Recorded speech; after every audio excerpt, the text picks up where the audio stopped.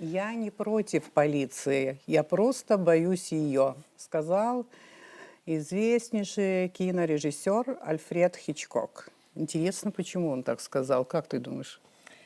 Мне на ум приходит фраза из другого кинофильма, где инспектор сказал: «Попался, брат, от милиции не убежишь». Почти ответила на вопрос. Вы смотрите «Аргаму». На наши вопросы сегодня отвечают министр внутренних дел Роберт Киут и его заместитель Беслан Чкадуа.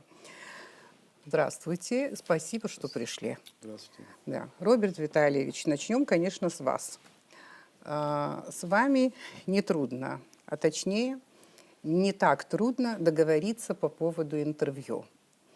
Я так говорю, потому что многие люди, которые вообще должны быть публичными в силу своей работы, боятся камеры, боятся журналистов, не очень желают общаться.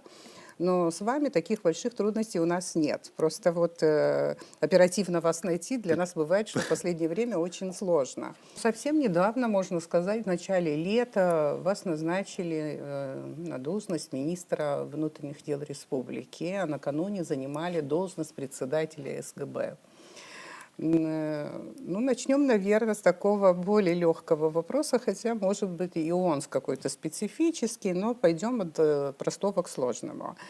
Скажите, вот в новой должности трудно адаптироваться или некогда думать об адаптации? Здравствуйте, Ирина, уважаемые телезрители.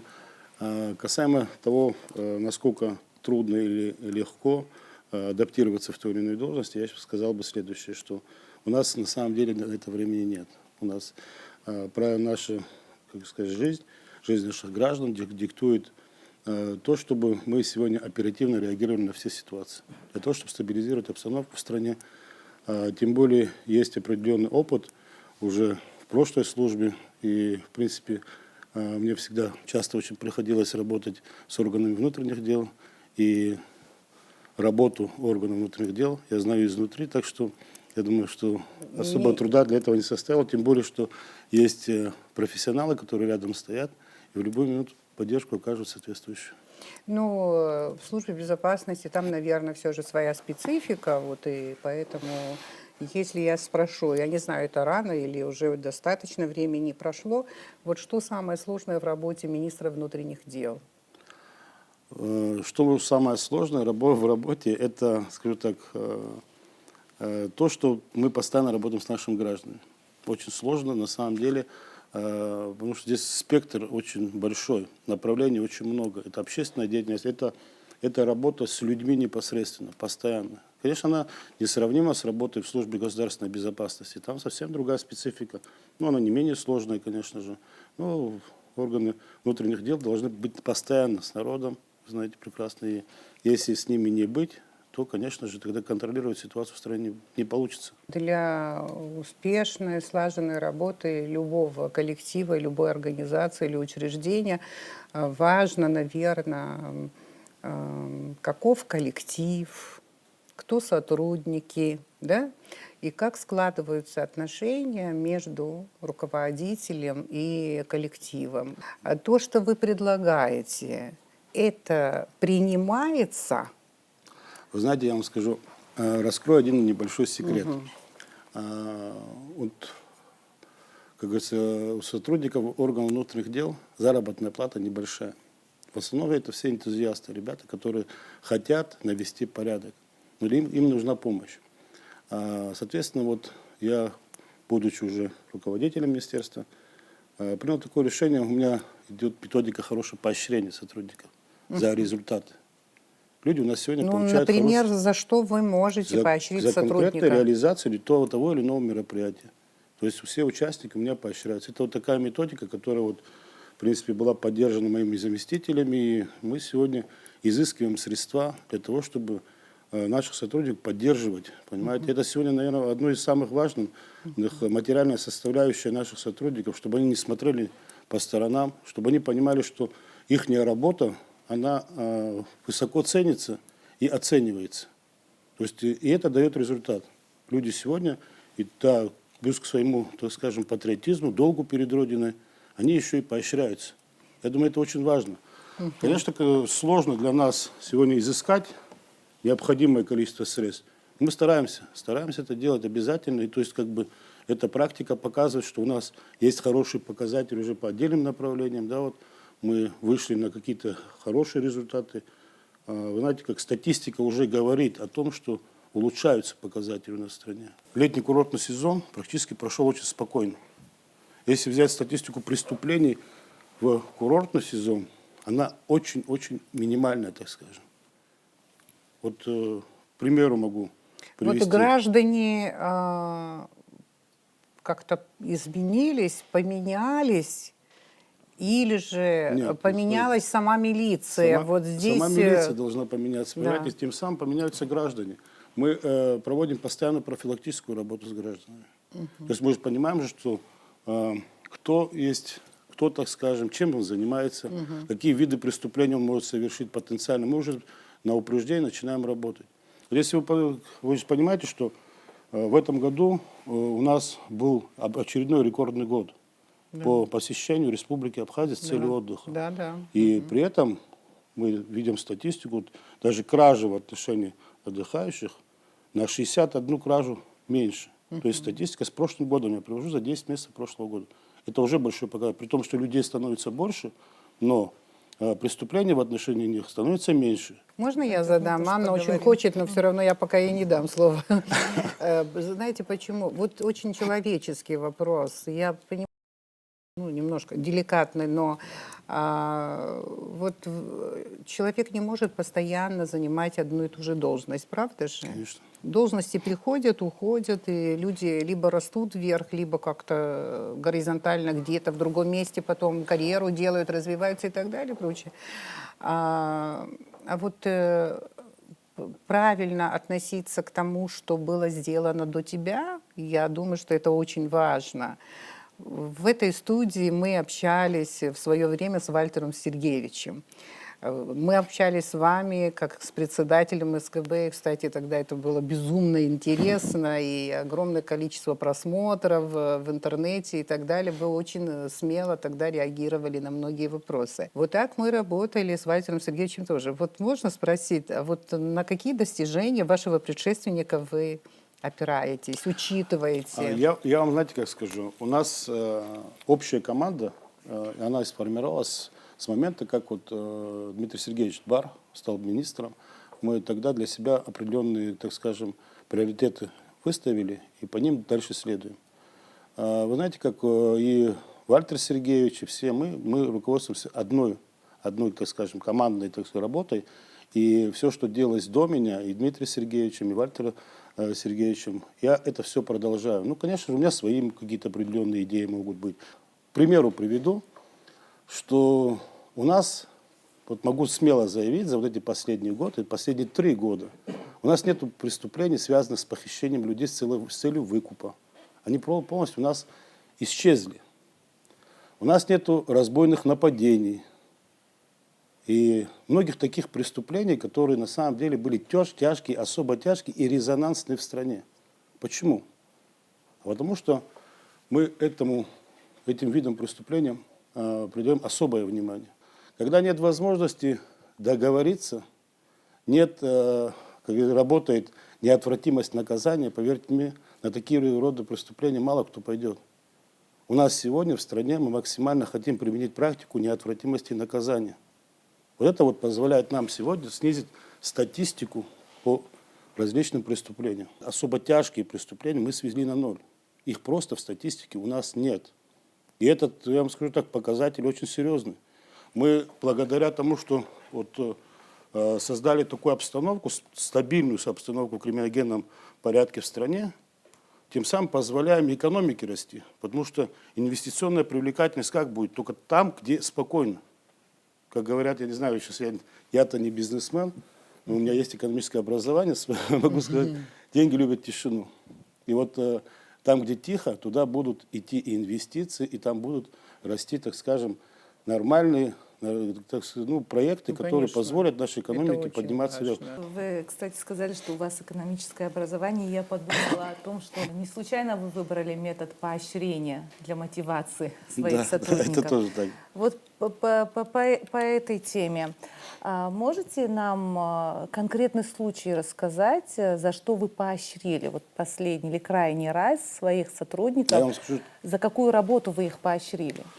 вы знаете, у меня ежедневно проводится поощрение, ежедневно. Ну вот скажу вам так, к примеру возьму, за работу по незаконному обороту наркотических средств.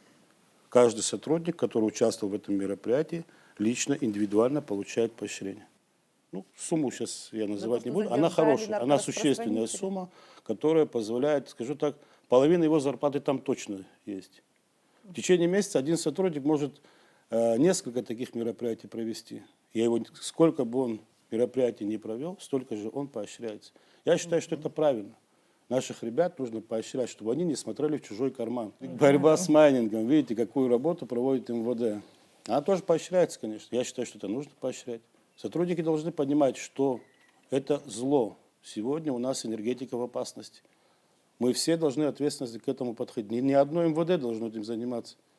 А все те органы, которые привлечены к этому, кто состоят в штабе, они все должны этим заниматься. Но, к сожалению, великому, пока, кроме службы госбезопасности и Министерства внутренних дел, на это внимание никто не обращает. Ну, мы почти каждый день получаем от вас оперативную сводку и транслируем в новостях, да? Ну, пресс-служба ваша работает очень активно и так далее, но мы видим, обращаем внимание на цифры, да? Вот сколько майнингов конфисковали, где конфисковали и так далее, и так далее. Да, изредка, скажем, там 4-5 майнингов где-то в каком-то месте, а дальше вот я вижу 100, 135, вчера была информация там на 235, я не знаю, это за сутки, за двое суток и так Ну, далее, это но ежедневно у нас ведется работа, ежедневно практически мы выявляем да, маленькие но объемы. тем не менее, вот я не знаю, почему с людьми так происходит, но есть люди, которые очень скептически высказываются и говорят, что они в основном вот находят людей, бедолаг типа, у которых 4-5 майнингов, а вот у кого большие фермы, что их наоборот крышуют. Это бросает, я понимаю, тень на работу милиции, но что с этим делать? Как с этой Вы информацией? знаете, Вы прокомментируете? я Да. вам скажу так, если хотят, те, кто так именно говорят, я могу им предоставить список лиц, у кого за последнее время были отобраны майнинг-аппараты. И это далеко не простые люди, так скажем. Это люди, которых знает общество, и со всей ответственностью могу заявить, что наши сотрудники министерства никого не крышуют. Мы с этим боремся. Мы единственные, наверное, сегодня, которые более активно этим занимаются, борьбой с незаконной добычей майнинга. Так что я считаю, что нашим гражданам тоже пора было бы проснуться. И когда у них по соседству там шум, вот этот их свист ночами дома, может, спать не дает, могут обратиться анонимно, мы можем эту тему, как говорится, закрыть. Я думаю, что мы все хотим, чтобы наши дети эту зиму перенесли в тепле. Не только наши дети, а наши старшие, люди, которые в этом нуждаются. Понимаете, ну, к этому надо подходить ответственно. Тем лицам, которые этим занимаются, они должны понимать, что какой ущерб они наносят нашему государству. Вот буквально недавно было заявление министра экономики, вы знаете, какие цифры там обозначены для погашения задолженности по перетоку. Это цифры, которые для нашего государства тяжело подъемные, вы понимаете? А люди думают только о себе. Так нельзя. А вот административная ответственность, о которой говорят, что к ней привлечены вот эти люди, которые владеют майнингами, а что за ответственность? Ну, там штрафы идут у нас. Ну и, соответственно, как говорится, еще и в свое время еще возвращали. Мы сейчас обратно эти аппараты не выдаем, и в ближайшее время должно будет выйти постановление Кабинета министров. У нас, скорее всего, на законодательном уровне будет принято решение, то есть как бы изъятии и ликвидации этого всего оборудования. Я думаю, это будет правильно. Скажите, вот у вас, наверное, будет информация, тем более в СКБ, этой информации могло быть и побольше. В последние годы, год-два, вот после того, как вот эта проблема майнинговая стала вот такой вот критической, очень опасной и так далее для нашего государства, оборудование кто-нибудь через границу провез сюда? Скажу вам так, то, что я могу увидеть, это когда мы изымаем оборудование и какой дата оно выпуска. Что говорит о том, что есть возможность завозить. Ну, понятно, что завозят, что это не поощряется таможней. Таможня работу свою проводит. Периодически выявляют, периодически задерживают при пересечении госграницы. Но есть, наверное, определенные каналы, над которыми, кстати, тоже работаем. Я думаю, что в ближайшее время с ними тоже, как говорится, да, вот какая-то работа будет Удивительно, проведена. каждую машину проверяют вроде Ну, бы. вы знаете, как невозможно в потоке проверить каждую машину. Вот когда мне говорят о том, Не, почему... оборудование-то вот это я сейчас не чуть-чуть, может быть, иголка. перепрыгну с одной Да. темы на другую, но я вам скажу так. Вот когда нам говорят о том, что как заезжают сюда наркотики в Абхазию, почему вы тотальный осмотр не проводите всех граждан? Вы представляете, в пиковый момент летнего периода на территорию, то есть, как говорится, КПП ПСО пересекли 70 тысяч человек. Вот как можно проверить такое количество людей? Невозможно.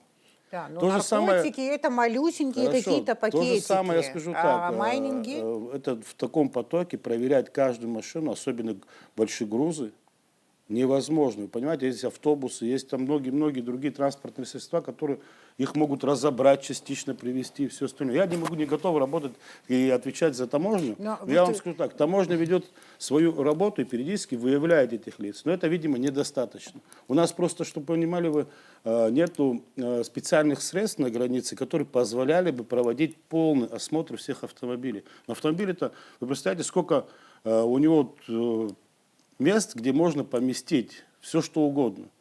Да, понятно, у россиян есть такое оборудование, сканер там и все остальное, но у нас этого же нету.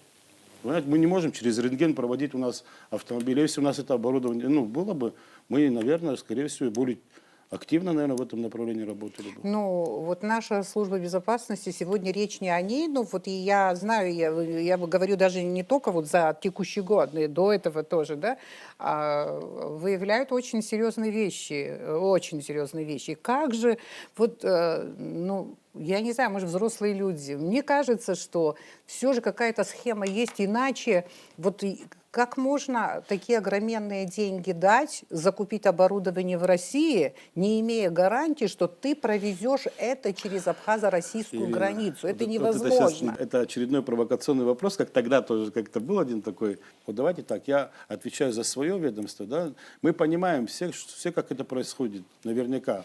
Есть множество, наверное, вариантов, как привести сюда это оборудование. И этим люди занимаются те, которые получают тоже так же хорошие деньги за это, понимаете? То есть это невозможно это остановить, потому я, когда говорил о том, что нам всем вместе нужно с этим бороться. Не только одна служба госбезопасности на границе, она не имеет такие функции проверять все автомобили. У них совсем другая функция. Ну, в развитии одного моего вопроса, пусть он даже звучал провокационно, вот скажите, не легче на границе это останавливать, чем потом вот сотрудники Нет, не милиции? легче. Как тяжело работать, Не я легче, понимаю, я вам скажу, людей почему. выявлять уже по Я вам районам, скажу так. селах, в дремучих лесах. Не легче, потому что для того, чтобы вот тотальный осмотр там проводить, нам необходимо основную массу наших сотрудников переключать именно на эту работу, выводить на границу, там проводить работу. Это невозможно, вы понимаете. Я вам скажу так, если бы сегодня Министерство внутренних дел было бы полностью укомплектовано кадрами, да, то, соответственно, может быть, мы больше задач решали бы. Мы сегодня пытаемся добиться популярности работы в органах внутренних дел. Ну, конечно, для этого нужна в первую очередь достойная заработная плата. Это в первую очередь, потому что все сегодня зависят от финансов. Потом, конечно же, имиджевая сторона министерства. Когда мы добьемся вот этого, я думаю, к нам пойдут ребята молодые работать. И тогда мы сможем больше задач решить. И в том числе можем возможности у нас выделять для того, чтобы еще и на границе помогать нашим таможенникам и другим. Проводим серьезную работу вот именно над теми вопросами, которые я сейчас обозначил. Это заработная плата и имиджевая сторона Министерства внутренних дел. Я считаю, что в народе это очень важно, когда сотрудника милиции будут уважать и подходить к нему с уважением. Он сам должен создать это, потому что никто его любить никогда не будет, если он не будет выглядеть как достойно, однозначно. Наш сотрудник должен выглядеть достойно. Вот в рамках этого года мы уже провели определенную работу, скажу вам так, и вот мы буквально недавно подписали очередное соглашение с Министерством внутренних дел, мы, то есть его продлеваем, но в этом соглашении да, некоторые нюансы, которые мы проработали, я думаю, будут полезны очень для наших сотрудников. И в том числе, скажу так, у нас в рамках следующего года, да, предусматривается увеличение заработной платы. Практически, я думаю, что в некоторых случаях на 50% от того, что они сегодня получают, они будут получать в следующем году больше. Эта работа нами уже проведена, и в этом году некоторые там, скажем так, небольшой перерасчет еще получат. То есть я лично стараюсь обратно, отходя от темы даже поощрения и еще увеличения заработной платы. Мы все над этим вопросом очень тщательно, как говорится, да, вот работаем и хотим, чтобы наши сотрудники были достойны сегодня.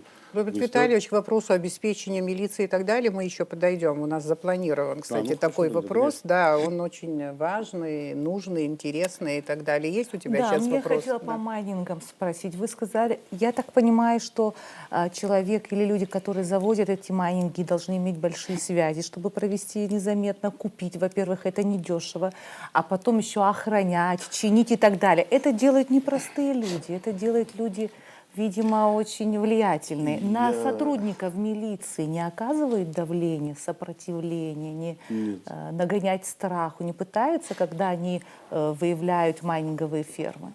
Я вам скажу так, еще ни одного случая у нас не было, когда на сотрудников милиции кто-то там, так скажем, нагонял страх.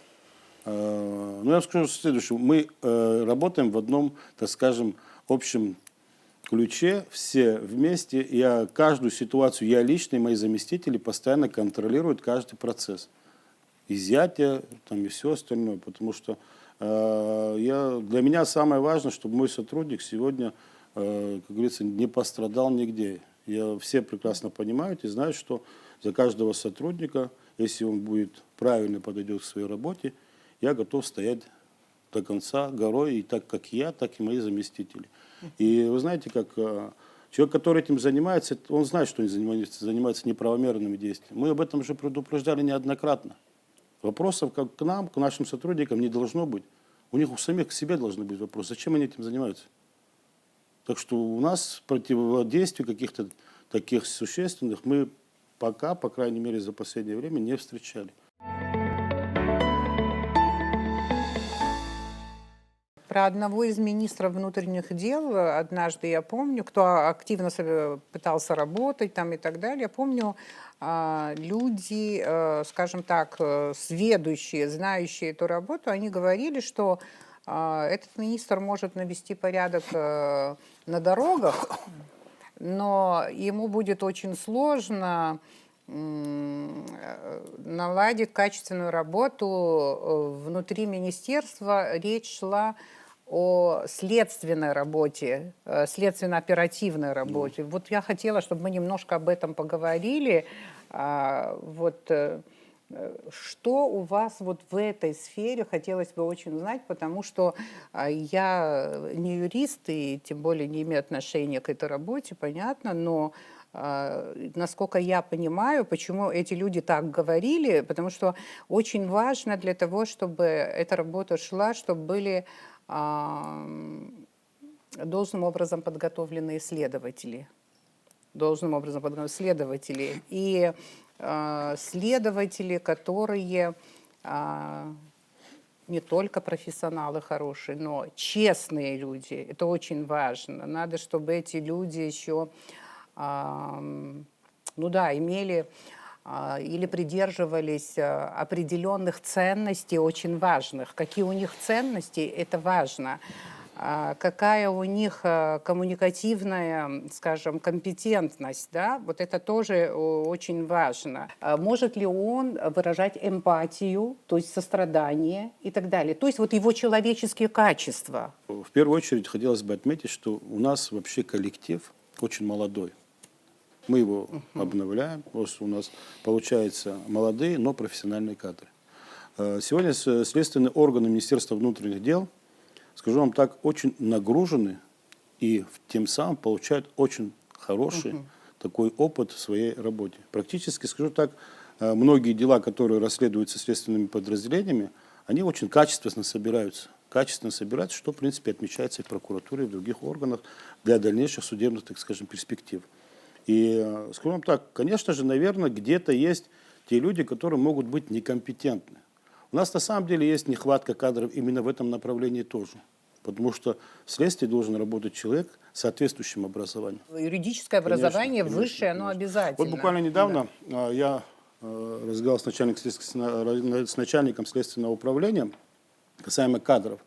Здесь вопросы, да, вот по некоторым районам, где мы не можем до сих пор назначить начальников управления. Понимаете? То есть как бы их просто готовых нет. Нет тех людей, которые могли бы возглавить некоторые. Есть проблемы с кадрами, да, но те, которые Следователи сегодня у нас... молодые у вас? Да, конечно, молодые. Основная масса – это молодые ребята.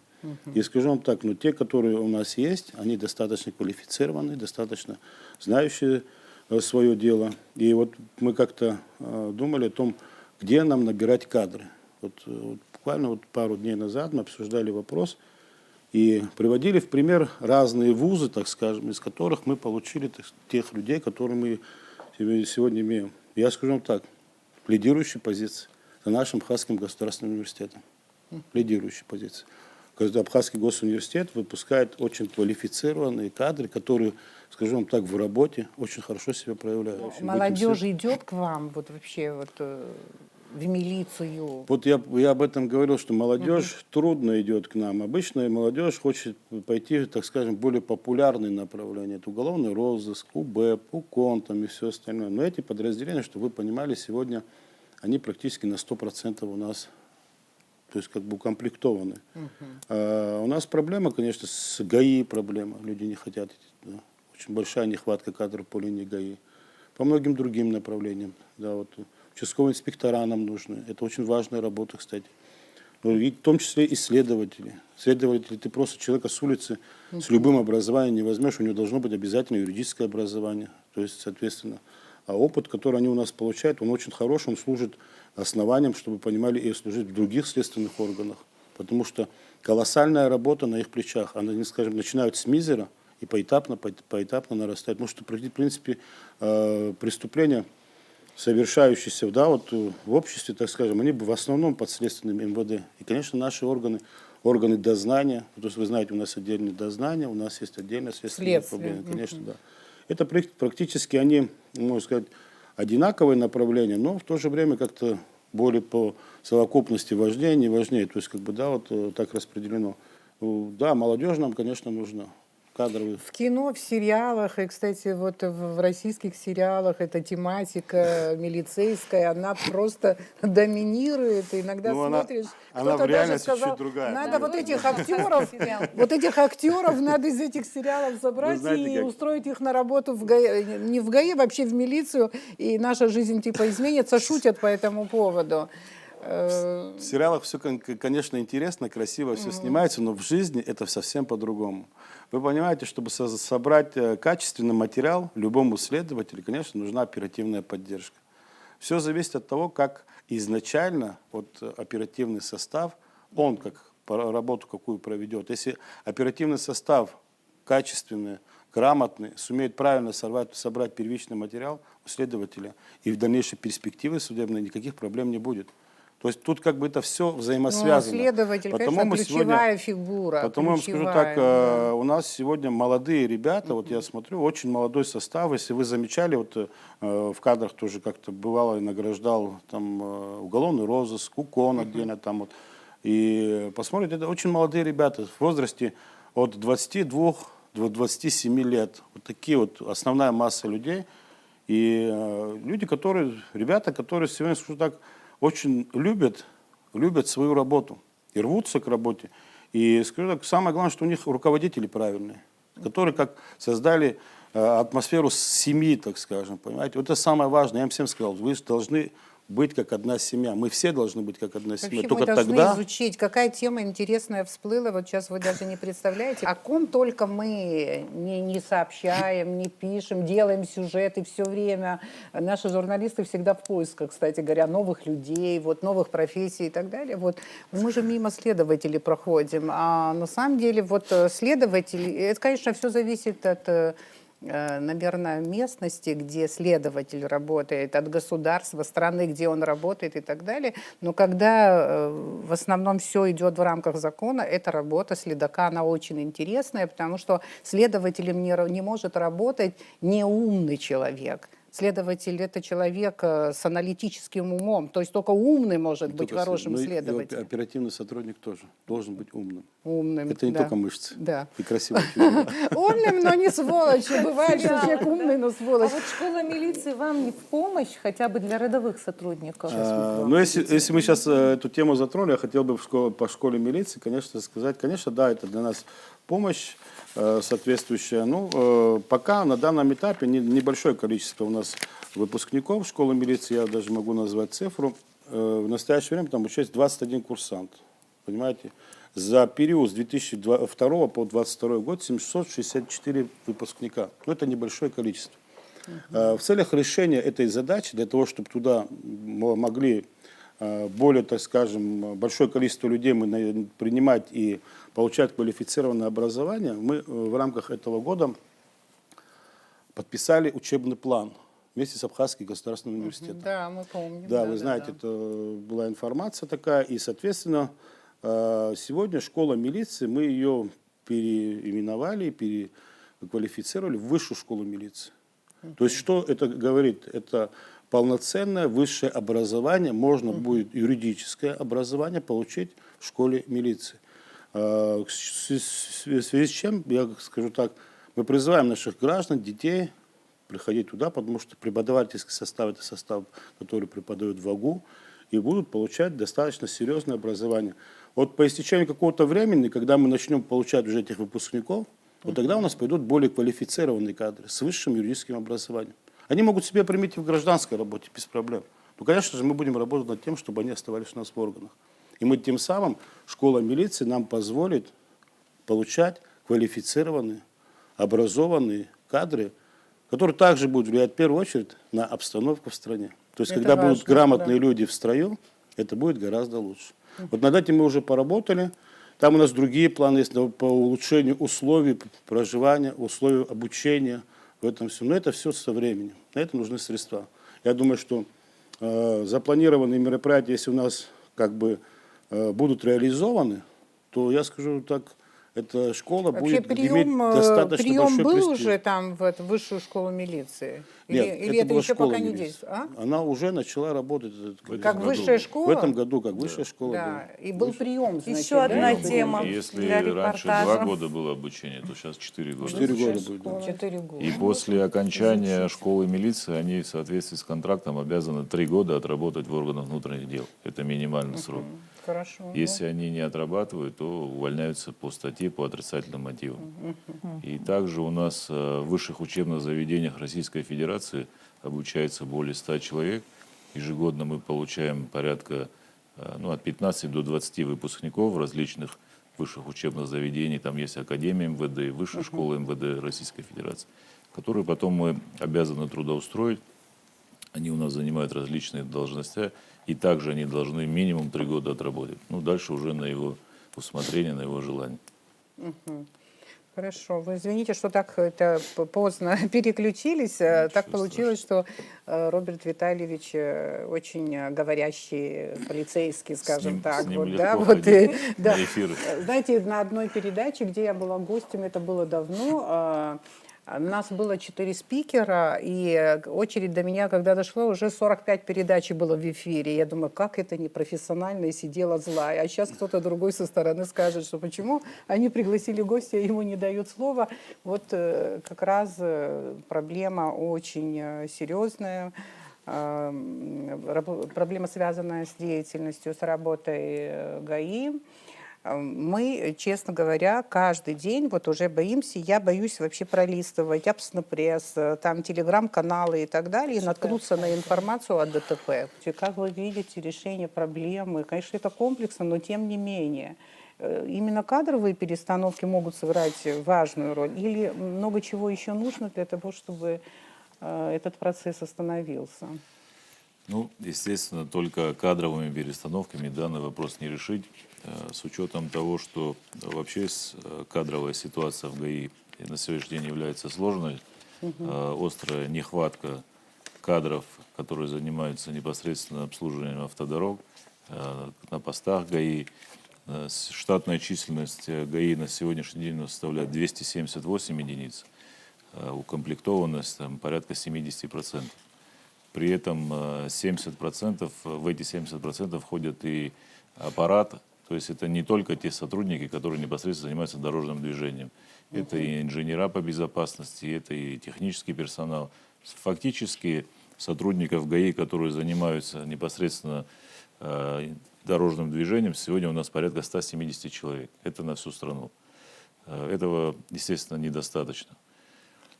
Поэтому, значит, сегодня средняя зарплата в ГАИ составляет порядка 17 тысяч рублей. Это при том, что в 2020 году было практически 100% увеличение, но в среднем на 80-90% заработная плата была увеличена. И все равно зарплата как бы, ну, оставляет желать лучшего. Ну, конечно, у нас наблюдается отток кадров в ГАИ. Очень мало людей, вот как было сказано выше. Я помню раньше, ну какой престижной была профессия инспектора в советское время, да? А теперь вот... Ну, здесь, наверное, ряд факторов, начиная от заработной платы и престижа да. службы и всего и другого. Но, тем не менее, тот личный состав, который есть, он сегодня работает, можно сказать, на износ. Они выполняют и в круглосуточном режиме работают. Режим работы, кстати, у них тоже очень тяжелый. Может быть, где-то даже в нарушении действующего законодательства они работают сутки отдыхают. Хотя должно быть чуть по-другому. Но это связано с тем, что нехватка кадров, и мы вот вынуждены в таком режиме работать. Несмотря на те трудности и проблемы, которые есть, я вот хотел бы некоторые цифры привести за 10 месяцев 2023 года. Короткий отчет, я вот основные цифры только назову, которые вот интересны людям. Значит, за 2023 год у нас в республике зарегистрировано 155 дорожно-транспортных происшествий, в результате которых погибло 47 человек и получили ранения 212. За аналогичный период прошлого года, то есть в 2022 году, было зарегистрировано 186 дорожно-транспортных происшествий, в которых погибло 56 и 257 получили ранения. То есть разница в дорожно-транспортных происшествиях у нас отрицательная, тут минус 31, погибших у нас на 9 меньше и раненых на 45 человек меньше. Конечно, мы все переживаем за все, что происходит на дорогах, и мы понимаем. Ну, вы, конечно, анализируете все. В основном вот из-за чего вот это происходит? У нас есть глубокий анализ, проведен по всем видам, начиная от времени возникновения суток, времени распределения ДТП по видам, значит, число лиц по национальному признаку. Здесь у нас статистика неутешительная. Но основной причиной... Больше всего погибает абхазов. Я вот начну с причин. Да, основной причиной дорожно-транспортных происшествий является несоблюдение скоростного режима, несоблюдение и правил маневрирования, выезд на встречную полосу и управление транспортным средством в состоянии опьянения. Вот три фактора, самые основные, которые влияют на аварийность на дорогах нашей страны. И все эти три фактора, к сожалению, приводят к ДТП с тяжелыми последствиями и, как правило, с летальным исходом. Если брать по вопросу национальной принадлежности, значит, 22 человека, погибших за 10 месяцев, это лица абхазской национальности. 11 армяне, русские и вот остальные. То есть доминирует, ну, наша титульная нация, погибает практически в авариях. Что хотел бы сказать, из 22 погибших средний возраст погибших составляет от 25 до 35 лет. То есть, ну, это будущее страны, молодые люди, которые должны жить, развиваться и приносить пользу себе и своей стране. Возрастная категория виновных, то есть погибших, это я вам объясню, первое было по погибшим, да, вот 25-30 лет. А виновных в дорожно-транспортных происшествиях это категория от 20 до 35 лет. В То общем, есть, молодежь. Ну, молодежь, да. И как ни странно, второе место занимают люди возраста 55 лет и старше. Ну, вот такое, да, имеет место. То есть вроде взрослые люди. Им тоже адреналин нужен, с или большим же они стажем. выпивают? Ну, зачастую основная проблема это то, что они управляли транспортным средством в нетрезвом состоянии. Нетрезвым, да, так и думала. Скажите, а вот штрафы серьезно повысили, уже изымаются эти штрафы вот в таких размерах, У да? нас- Это как-то отразилось на поведении водителей? Значит, у нас Или пока есть рано? и статистика, и анализ по вот этому вопросу также. Значит, 15 мая вступили в силу те изменения в Кодекс об административных правонарушениях в части управления транспортным средством в состоянии опьянения, то есть алкогольного или наркотического. Вот с 1 января 2023 года по 15 мая было выявлено 3069 административных правонарушений именно по вот этой статье, да, управление в нетрезвом состоянии. А с 15 мая по 20 ноября, то есть вот буквально позавчерашний день, выявлено 1378 административных правонарушений по данной статье. И из них лишено права управления транспортным средством 1235 водителей. То есть у нас по новым изменениям, если ранее был штраф первый раз 12 тысяч, второй раз уже лишался, то по новым изменениям у нас идет сразу лишение на полгода с применением штрафа в 30 тысяч рублей. То есть вот 1235 человек были лишены прав с 15 мая. Если взять по ноябрь 2023 года, с начала года управление транспортным средством лишено 2191 человек. Для сравнения, за весь 2022 год было лишено 1499 человек. То есть уже у нас динамика очень серьезная. Потом очень серьезные... Простите, пьющих стало больше или выявляемости стало Я вам скажу больше? так, судя из тех цифр, которые у нас есть, это не просто сухие цифры, мы за ними ежедневно наблюдаем и зачастую сами принимаем участие во всех этих больших рейдовых мероприятиях. Мы видим, что есть тенденция к снижению и управления транспортным средством в состоянии опьянения. Действительно, вот, если раньше при проведении больших ротационных мероприятий по всей территории страны за вечер можно было выявить до 60-70, у нас было пиковое такое выявление, 70 человек в нетрезвом состоянии, сегодня мы выявляем где-то 20. Ежесуточно, если ранее было там порядка 15-20, то сегодня вот где-то 10-15. То есть тенденция к снижению. Может быть, там где-то имеет место, да, что не все видим, не все как бы успеваем всех привлекать к административной ответственности, но тем не менее, как бы цифры очевидны.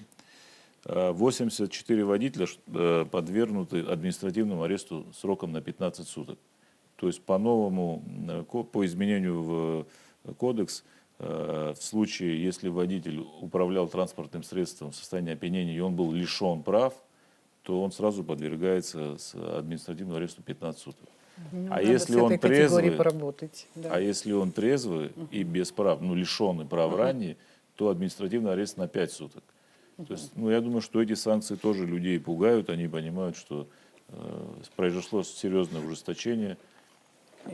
Может, надо больше информации, то, что вы сейчас говорите, все это нужно. Иногда, мне кажется, детали, конкретика важнее общей статистики. Иногда общая статистика не очень до людей доходит, а когда конкретные люди, вы называете, сколько людей, в общем-то, арестованы. Да, когда... На 15 суток. Это серьезно? Это серьезно, но серьезнее будет дальше, потому что у нас 2191 лишенный управления транспортным средством. Как только они сядут опять за руль и будут остановлены, в случае подтверждения факта, он подлежит административному аресту на 5 суток. То есть растет количество лишенных, соответственно, наверное, будет расти количество административно задержанных, потому что если они будут позволять себе... А есть куда сажать столько людей? Вальтер Сергеевич Интересно. Будба говорил, что что хочет снять всех наркоманов с руля. Вы придерживаетесь позволите, да, такого как мнения? раз. И еще, когда вы говорите о нетрезвом состоянии, это имеется в виду алкогольное опьянение или наркотическое опьянение? Касаемо этого вопроса, я хотел бы ответить, что вот когда Беслан Русланович говорил о том, что вот статистика выявления нетрезвых, за последнее время, к сожалению, великому, так скажем, у нас фиксируется больше, так скажем, в наркотическом опьянении. Даже, вот мы, Ага, даже да, больше, мы как да? бы в нетрезвом состоянии мы фиксируем так, но наркотическое, вот мы особое внимание этому начали уделять, потому что люди, ну, говорить как есть, ну, уже с учетом ужесточения, на самом деле люди меньше начали пить за рулем.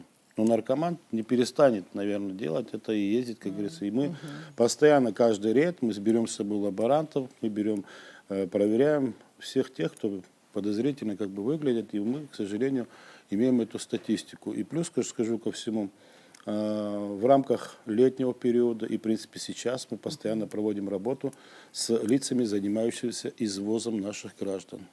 То есть, как бы и среди них, где было выявлено немалое количество людей, которые в нетрезвом состоянии, в том числе наркотическом, возят наших граждан. То есть, как бы, и это очень опасная, так скажем, ситуация. Здесь С даже были маршрутчиками, как мы их маршрутчики, называем, вы автобусники, работаете, потому что очень много жалоб и на многие место, другие. Ну вот уже в рамках подготовки к следующему, так скажем, летнему сезону мы уже проработали определенный механизм, который нам позволит эту ситуацию минимизировать и, в принципе, будут обозначены, так скажем, средства оповещения теми гражданами. Ну, человек приехал, допустим, в Абхазию с целью отдыха, заказал там себе УАЗик, его везут куда-то в город.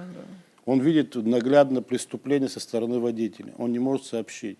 Соответственно, мы эту тему собираемся поправить, и мы будем, каждый водитель, у него в салоне будет номер телефона, куда будет иметь возможность как посредством прямого звонка, а также и путем, как говорится, смс-ки там через мессенджер определенный, да, отправить сообщение о нарушении со стороны водителя. И наши сотрудники, они будут соответствующим образом реагировать, потому что, знаете, как людям надо помочь. И вы знаете, что неоднократные были случаи, вот в этом году тоже перевернулся там УАЗик, погибли люди. То есть такие вещи, они периодически бывают, и мы хотим создать правильный имидж этой стороны. Нашим людям мы не собираемся запрещать заниматься бизнесом. Это тоже своего рода, как говорится, да, каждого какую-то семьи кормят, они свои, но они должны это делать правильно. Должны минимизировать, мы в свою очередь минимизировать угрозы должны в этом направлении. То есть преступления, так скажем, за рулем, они все-таки пока остаются. Но мы комплексную работу проводим постоянно.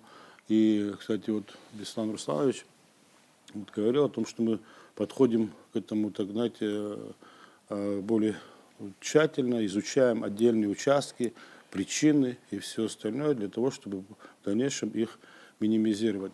Скажем так, для того, чтобы изучить вообще методику борьбы с такого рода, так скажем, деяниями, ну, я выезжал в ряд регионов Российской Федерации, в том числе был в Москве, в Центре обработки данных дорожного движения, где мне показали, как работает вообще система «Безопасный город», которую, кстати, мы сейчас уже внедряем. У нас основное, так скажем, системное оборудование мы в рамках этого года уже купили.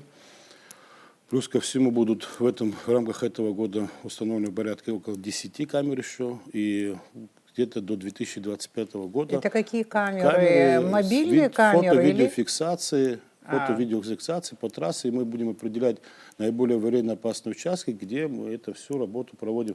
То есть мы собираемся до 2025 года в рамках этой программы по территории республики около 50 камер будут работать. То есть уже... Скажите, а вот эти мобильные камеры измерения скорости, которые используются, вот в России тоже используются, вот они очень эффективны. Эффективные? Эффективны, конечно. Вы знаете, в чем заключается эффективность этого процесса? В том, что нет контакта прямого с сотрудником, который администрирует, понимаете? То есть это все придется людям работать с системой. А система она будет настроена именно так, что оттуда данные невозможно куда-то вытащить. То есть если человек получил, так скажем, где-то штраф, зафиксировала его камера, соответственно, он будет обязан быть привлеченным, как говорится, да, к административной Ну, в ответственности. цивилизованных И странах это, уже считаю, давно что это, эта да, система, да. почему с этой системой я знакомился и в Беларуси, видел, как она работает, и в России видел, как работает. И мне приводили реальную статистику снижения вот таких дорожно-транспортных происшествий именно на тех участках, где это было необходимо установить. И я считаю, что это программа, которую мы уже запустили. В рамках этого года могу вам сказать, что около 40 миллионов рублей было выделено. Мы все средства освоили, все оборудование купили. И, в принципе, уже в тестовом режиме это все работает. Это не только, скажем, дорожно-транспортное движение, а то там и все другие системы, скажем так, МВД, которые позволяют нам сегодня предотвращать преступления. Ну и, соответственно, мы будем работать в рамках уже следующего года над программным обеспечением. То есть это уже распознание лиц, и различные признаки как бы совершения преступления. Мы максимально попытаемся ввести все камеры, которые находятся на территории Республики Абхазия, именно в эту систему для того, чтобы предупреждать, предотвращать различного рода преступления. Да. Вы знаете, как это эффективно в многих странах. Вот, скажу так, для того, чтобы что-то сделать правильно, наверное, нужно руководствоваться опытом тех стран, где это уже внедрено. Мы активно изучаем опыт других стран и, соответственно, понимаем, что именно вот эта электронная система нам всем позволит избежать различного рода преступления. Это не только на дороге, это общеуголовные преступления. И также самое главное, скажем так, это работа с незаконным оборотом наркотических средств. Это одна из самых важнейших сегодня задач. Это весь комплекс, который, наверное, скажу так, если у нас статистика сегодня работает именно на понижение, да, вот мы добьемся, максимум пытаемся добиться. Ну и, конечно же, это нашим сотрудникам позволит более оперативно действовать и реагировать на те или иные проявления. Если в Спасибо. России, в Белоруссии большие территории, и, естественно, там размах, да, вот это внедрение этих новых технологий электронных затратно, то в Абхазии это же не такая большая Вы знаете, территория. как иногда своим коллегам, с которыми я общаюсь, я предлагаю сделать следующее. Я говорю, слушайте, давайте так, вот Абхазия маленькая страна, как вы говорите, здесь сюда можно потратить немного, но в пилотном проекте мы готовы поучаствовать. Вы нам привезите оборудование, установите, сделайте. Это вы на встречах говорите Конечно, коллегам? бывает такое. И многие, я вам скажу так, ему становится это очень интересно. Мы как бы не являемся закрытой страной. Мы же, как говорится, опытом обмениваемся. И они, кстати, от нас тоже какой-то опыт определенный получают. И в рамках Республики Абхазия можно реализовать очень много проектов, интересных, современнейших проектов. Государство в лице руководства страны на эти средства уже выделило, как тогда, что определенная программа действует. И в рамках следующего года мы будем осваивать очередной материал, так скажем, уже в двойном размере, в порядка 80 миллионов рублей на это будет выделено. Очень много свадеб, очень много, да, и каждый раз мы понимаем, что вот с этой свадьбы, где мы сидим, вот сейчас выходят люди, которые выпили. Но очень трудно находиться на самом деле на празднике, вот, да, вот на свадьбе, да, и вообще ничего не попробовать, это очень тяжело. Да, а с другой стороны, последствия, какие бывают суровые, мы понимаем, да, и человек понимает, что он участвует в застолье, да, но хочется расслабиться, хочется отдохнуть, но его ждет машина. Выпил человек, но он не садится за руль, он вызывает такси и едет домой. Бывают такие случаи, но таких очень мало. Нам надо начать прививать эту привычку, эту культуру нашим людям, гражданам. Роберт Витальевич не верит в это. Куда мы берем самонадеянность наших граждан, особенно после третьего стакана? Скажите, пожалуйста, мы все становимся героями. К сожалению, великому, каждый из нас должен это понимать. Это может что стать традицией. Он не только себе может несет стать, угрозу, да. но он в первую очередь несет угрозу общественности. Вы понимаете, это же, ну как бы, если бы это было бы нормально, то, наверное, это бы никто не запрещал бы. Но мы вот видим, мы каждые выходные практически мы проводим масштабные рейды по всей стране. У нас мы получаем списки свадеб, Мы стараемся каждую свадьбу сопроводить, стараемся каждую проконтролировать точки, где они, так сказать, мобилизируются, где они там фотографируются, где, возможно, могут применить оружие. Кстати, касаемо применения оружия на свадьбах, мы сейчас проработали, так скажем, документ, который мы оповещаем всех владельцев этих свадеб о том, что недопустимо. Ну, в случае, если такой, вот буквально на прошлой неделе, мы этот, как говорится, документ я распространил по районам, и, соответственно, каждый тот, кто будет проводить свадьбу, его оповещают заранее о том, какие действия нельзя совершать. Ну, и, Хорошо. наверное, будем привлекать к А административной можно сразу ответственности. прошу воспользоваться? Один бокал шампанского на свадьбе считается или есть какое-то определенное Вы количество? знаете, есть определенное количество там промилле, которые Допускается, да? допускается, который может один бокал весит У там. нас по изменениям бокал, наверное, ну это зависит еще от организма человека, но допускается до 0,16 промилле. Понимание неотвратимости наказания, когда будет страх того, что он может лишиться прав и полгода ходить пешком, и вот тогда, наверное, все начнут вызывать такси и будут понимать, что лучше передвигаться. Ну, есть Вот еще и в России же равнодушие есть людей. такой это трезвый водитель даже. Вот, у нас тоже, наверное, кто-то пусть займется таким бизнесом. Я вот думаю, это недавно вполне узнал, нормально. что у нас в такси есть такая услуга. Правда, она не совсем дешевая, но есть услуга трезвый водитель. Они приезжают, забирают и довозят. Еще одна тема, Да, очень своя важная. четвертое за сегодняшний день. Если можно, вот в продолжении Конечно, Роберт давайте. Витальевич говорил про реализацию ведомственной среднесрочной программы. Там есть очень такие интересные изменения, которые предусмотрены. Значит, ну, то, что в 2023 году частично реализовано, уже было сказано, 2024-2025 год.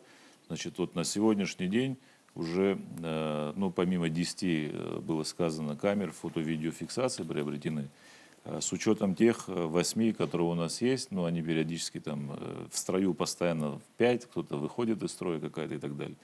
Проведена работа по наращиванию мощностей нашего ЦОДа МВД, то есть это Центр обработки данных, что позволяет автоматизировать, я сейчас больше на ГАИ, да, в теме возвращаясь немножко, позволит оптимизировать работу управления ГАИ.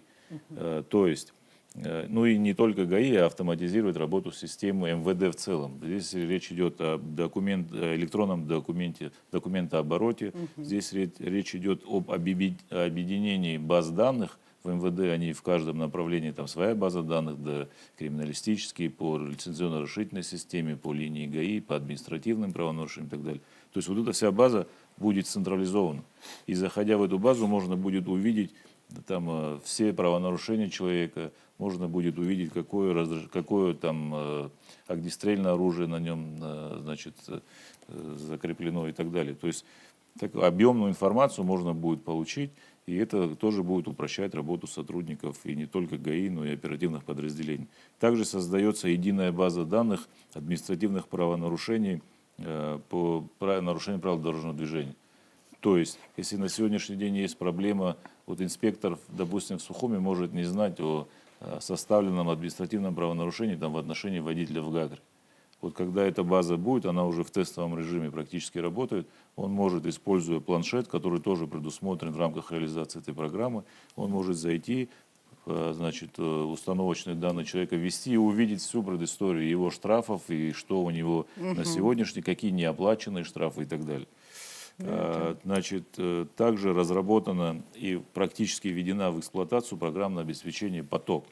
Это, значит, у нас есть 22 камеры с системой распознавания номерных знаков транспортных средств. И можно в режиме реального времени отследить перемещение машины. То есть, введя правильные параметры, можно увидеть вот по этим 22 камерам, в каком направлении машина двигалась, в какое время это было и так далее. То есть это тоже очень будет в помощь работе оперативных подразделений, ну и не только. То есть вот перемещаться незамеченным будет очень трудно. Это не нарушение личного права Ну, это человека? нет. Если человек не нарушает, то никто не собирается за ним следить. То есть это будет в рамках действующего законодательства. Мы только будем и рады всегда видеть добросовестных и законопослушных граждан. К ним вопросов не бывает. Передавать привет через камеру. И еще, наверное, что будет интересно, да, многим, значит, разработано программное приложение, которое будет позволять оплачивать штрафы дорожного движения при обращении, значит, онлайн к сервису. Вот это будет до конца этого года, это приложение будет разработано, наверное, в следующем году уже будет реализовано. И также можно будет зайти на сайт Министерства внутренних дел, ввести установочные данные и посмотреть, какие виды правонарушений или какие административные там правонарушения вы совершили, какие санкции и так далее. То есть вы можете всю свою историю, да, изучить, посмотреть и понимать, там, какие штрафы у вас не оплачены. То есть много вот таких вот интересных вещей. Мы немного говорили о культуре, о поведении населения в цивилизованных странах. Есть такая привычка у жителей, у европейских жителей, если они едут по дороге и кто-то на бешеной скорости пролетел мимо, они обязательно позвонят в полицию, сообщают номер и марку этой машины, потому что логично же, они думают так, этот человек сейчас может ударить другой автомобиль, сбить пешехода, совершить преступление. У нас такое обращение бывает, кто-то из наших жителей когда-нибудь позвонил и сказал, что Брит Хага Ханам Йодану Пауаиш, это бабсы, брюзом. А ведь на самом деле так часто бывает. Я сама тоже ни разу не звонила. Но кто-нибудь звонил? Вот когда вы первого позвоните, мы статистику начнем с вас, хорошо? Почему это считается стукачеством? Вы знаете, как у нас, к сожалению, У в нас. нашем обществе не только нарушение правил дорожного движения. И Кстати, многое у ГАИ есть такой телефон, куда Конечно, можно у нас звонить? телефон, А у нас даже конфиденциальность сохраняется? у нас даже на баннерах в некоторых местах есть телефоны доверия, и у нас все возможные, так скажем, средства для анонимного получения информации, также мы его дальнейшей отработки, у нас оно все есть. Но, к сожалению, великую наши граждане этим не пользуются. Почему-то у нас не популярно сегодня поучаствовать в предотвращении преступления. Это не популярно. Констатировать факт и долго обсуждать работу милиции, мы все, конечно же, это мастера. Мы просто становимся следователями, операми, там, и как нас поучить, все это могут сделать. А когда видят, что совершается преступление, это не только на дорогах, но и в других местах, никто не пытается вовремя это сделать. К сожалению, великому это говорит, наверное, о том, что, ну, конечно, наш национальный менталитет, наверное, так в этом заключается. Одновременно находиться везде я не могу. Когда кричат, где милиция, ну, если вы позовете, она будет с вами рядом. Только тогда. Ну, а так, чтобы я смог обратно же растаять по всему городу и видеть все, что происходит, не получается. Имидж милиции, ну, это, в общем-то, имидж нашей страны, да, формируется, можно сказать, без преувеличения, вот каждым сотрудником милиции. Да. Не так давно вы проводили совещание. У вас совещаний выездных было много во всех районах. Совещание в Галском районе. Мне это совещание запомнилось. Вы говорили жестко и эмоционально, говорили о том, что каждый преступник будет сидеть в тюрьме, в каких бы погонах он ни находился. Что случилось? Какие слухи доходят до вас? Вы знаете, как касаемо непосредственно этого подразделения, там были своего рода проявления, и необходимо было, как говорится, до сотрудников довести, предупредить. Могу сказать следующее, что после этого моего предупреждения информации пока не поступало. Но если она поступит, мы будем соответственно... Услышали вас? Да, конечно. Я Гальский район знаю хорошо. Вы знаете, как проработал в этом регионе не один год. Знаю, как наши сотрудники реагируют на это население. Я бы не хотел, чтобы мы выборочно подходили к людям. Все наши граждане, они должны чувствовать защиту от сотрудников. Но никак не смотреть на сотрудников, как на преступников. Это ни в коем мере недопустимо. Да. Мы являемся сегодня слугами своего народа, и мы обеспечивать должны правопорядок и спокойствие каждого гражданина, невзирая от национальности, религиозного признака, как бы кто бы это ни был. Все должны знать, что милиция находится на страже. Там, да, конечно, если говорить конкретно об этом случае, была такая необходимость именно в таком формате поговорить с этими сотрудниками. Ну да, Ну, так по крайней жестко. мере, на сегодняшний день я могу сказать, что меня, наверное, скорее всего, услышали. И люди Услышали. ведут себя нормально. Так что, как бы, надеюсь, что не придется применять те меры, которые были озвучены. Это не просто слова были. О главных задачах милиции. Вы ездите по районам, проводите с сотрудниками милиции, с коллегами совещания. Значит, какие-то важные задачи, проблемы, они озвучены вами. Какие главные проблемы вы видите абхазской милиции? Главная проблема абхазской милиции, ну, скажу вам так, у нас как главная проблема, это, конечно, профессиональный кадр, который нам необходимо готовить, о чем мы до этого говорили. Мы должны создать имиджевую организацию, к которой будут идти наши грамотные люди, которые будут служить своей родине в том уставном порядке, который это необходимо. Что касается работы конкретно отдельно по каждому району, скажу вам так, у нас уникальные районы. У каждого района своя специфика и свой определенный подход. Да, и, конечно же, я не сужусь говорить о том, кто-то лучше, кто-то хуже. Каждый выполняет свою задачу, насколько это у него получается. Конечно, мы все им должны помогать. Я не сторонник того, чтобы, если человек не справился, сразу его ставить на увольнение там, или перевод и все остальное.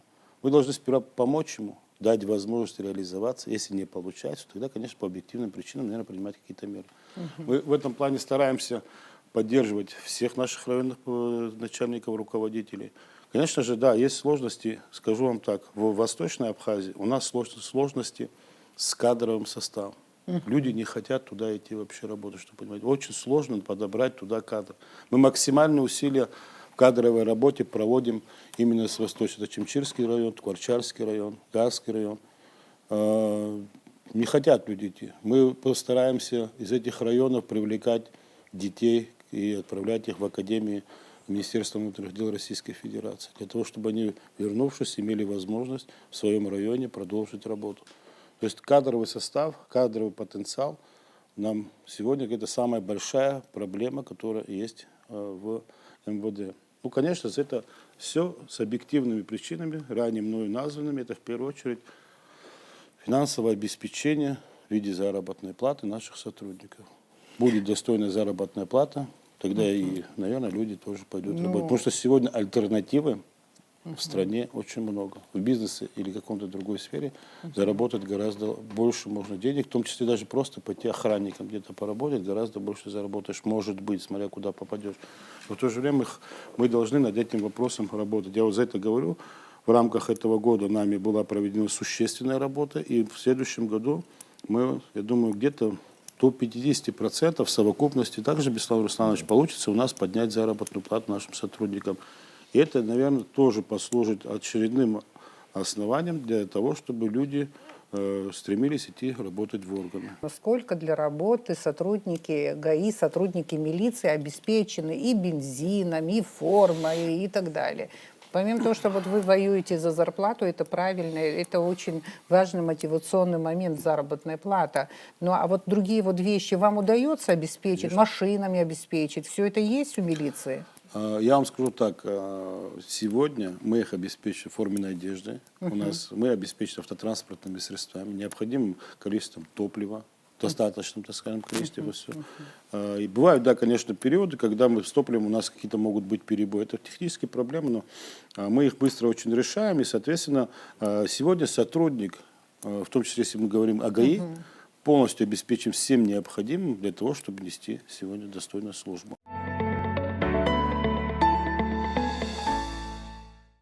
Продолжаем обсуждать важные проблемы. И проблема, которая, к сожалению, остается все время актуальной. Это наркотики, наркомания, наркораспространение вот и так далее. мы опять же получаем оперативную сводку. Такое ощущение, как будто у нас какой-то такой наркотический коридор, нескончаемый шлейф и так далее. Вот что происходит? Ну, я вам скажу так, в настоящее время и вообще, в принципе, всегда велась активная работа по предотвращению, как говорится, незаконного оборота наркотических средств. Мы очень много закладчиков ловим, организаторов ловим. За последнее время, на самом деле, очень большое количество людей мы привлекли к уголовной ответственности. И, к сожалению, среди них есть и наши граждане, граждане Республики Абхазия. Вот если привести определенную статистику, я вам скажу так. Граждан Республики Абхазия 8 человек. Ну, задержано было по 44 человека. Да, и 80 человек из них наши граждане. 17 граждан Российской Федерации. Все остальные это граждане из среднеазиатских республик, понимаете, то есть привлеченные как рабсила, которая занимается закладкой и все остальное. Буквально недавно, вы видели, приезжало к нам руководство ГУНК, Главного управления наркоконтроля Российской Федерации. Это впервые, кстати, что вы понимали, они в республику приезжали именно в таком руководящем составе. Мы провели серьезную работу, обсудили ряд важных вопросов. То есть, если бороться с наркотическим, то есть с этим злом, незаконным оборотом наркотических средств, то есть нужно доходить до его корня. Если не вырубать корень, так скажем, то этот сорняк, он постоянно будет нести свои плоды. Да. Но скажем так, мы собираемся дойти до корня этого. Именно так, как наши коллеги из Российской Федерации и все основные преступления корнем из Российской Федерации, соответственно, они нам готовы оказать в этом плане помощь. И сегодня прорабатывается комплекс мероприятий по выявлению. Мы многих, как говорится, уже давно выявили, нам необходима была помощь.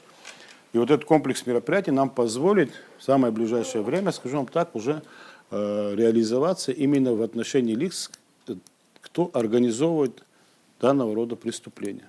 Я считаю, что если мы дойдем до этого уровня и правильно выстроим свои позиции, мы конкретно получим тогда результат. В противном случае, скажу вам так, вот мы констатируем факт того, что те, кто были задержаны нами, это люди, которые отправляются на убой. Вот человек ему платит деньги, он поехал, ему без разницы, что с ним там произойдет.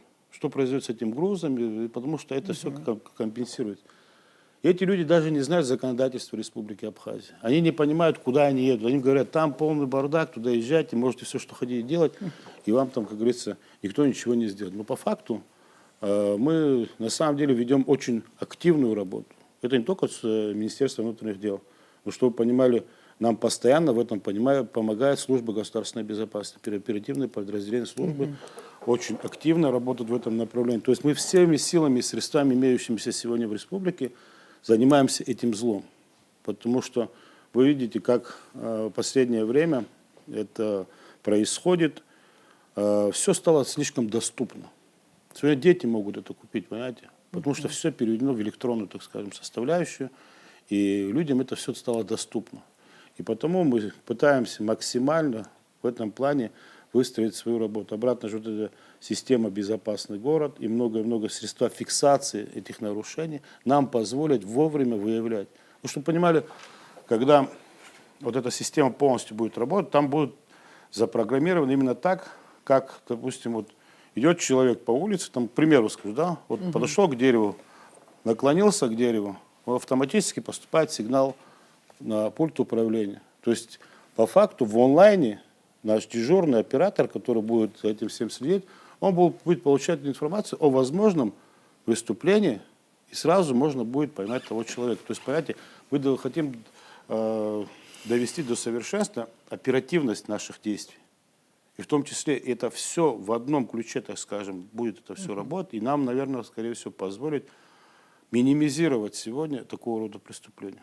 Можно сказать, я боюсь быть дилетантом или выглядеть дилетантом, но из-за того, что наша граница в этом смысле не оборудована для того, чтобы вот так не пропускать наркотики и так далее. Все-таки вот этой системы, той же электронной и так далее, для фильтрации, видимо, нет, поэтому уже по факту вам приходится работать здесь вот и много усилий, значит, использовать для того, чтобы бороться с наркозакладчиками и так далее. А мы понимаем, что наркотики — огроменные деньги, и в этой схеме могут работать люди, которые абсолютно не заинтересованы, чтобы граница была чиста.